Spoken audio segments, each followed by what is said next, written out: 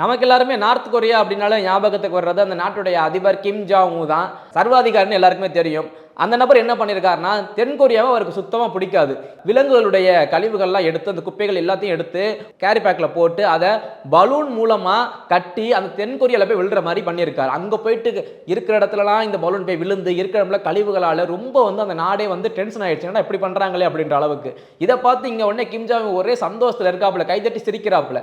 தென் Korea என்ன பண்ணுறாங்க, அமைதியாக இருந்துட்டு எந்த ஒரு ஆயுதங்களையும் கையில் எடுக்காம மிகப்பெரிய ஒரு ஸ்பீக்கரை ரெடி பண்ணுறாங்க. தென் கொரியாவோட பார்டரில் வச்சு வடகொரியா பக்கம் திருப்பி வச்சிடறாங்க. ஃபுல் சவுண்டை போட்டு வச்சிடறாங்க. ஏன்னா அந்த வடகொரியா நாட்டுடைய அதிபர் கிம் ஜாவுக்கு சத்தம்னாலே சுத்தமா பிடிக்காது. எப்படி சமுத்திரம் படத்துல அந்த கரிச்சப்பாளையம் பண்ணையக்காரர், அவருக்கு சத்தமே பிடிக்காது. அவங்க நாட்டில் எதுவும் இசைத்தால் கூட ரொம்ப மெல்லமா தான் இசைக்கணும். அப்படிப்பட்ட நபரை எப்படி பழி வாங்குறதுன்னு பெரிய ஸ்பீக்கர்லாம் கொண்டு வடகொரியா பக்கம் திருப்பி வச்சு தங்களுடைய புத்திசாலித்தனத்தை காமிச்சிருக்காங்க தென் கொரியாக்காரங்க.